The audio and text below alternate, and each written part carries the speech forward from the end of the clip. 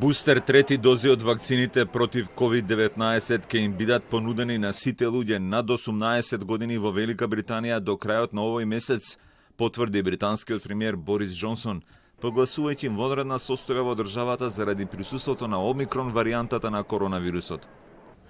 Earlier today, the UK's 4 chief medical officers raised the COVID alert level to 4, its second highest level, because of the evidence that Omicron is doubling here in the UK every 2 to 3 days. And we know from bitter experience how these exponential curves develop. No one should be in any doubt. There is a tidal wave of Omicron coming. And I'm afraid it is now clear that 2 doses of vaccine are simply not enough to give the level of protection we all need. Четвртото ниво на опасност означува високо или растечко ниво на преносливост, а последен пат кога Велика Британија беше на овој степен на аларм заради коронавирусот беше во мај оваа година. Досега 10 луѓе во Англија заразени со омикрон се хоспитализирани, потврди британскиот министер за здравство. На британските граѓани им се препорачува од денеска да работат од дома доколку можат.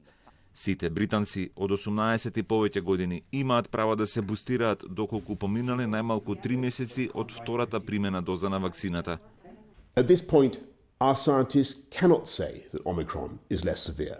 And even if that proved to be true, we already know it is so much more transmissible that a wave of Omicron through a population that was not boosted would risk a level of hospitalization that could overwhelm our NHS and lead, sadly, to very many deaths. Во меѓувреме, во Јужна Африка, каде првпат беше секвенциониран и идентификуван омикрон сојот на листата на позитивни со коронавирусот, се најде и шефот на државата.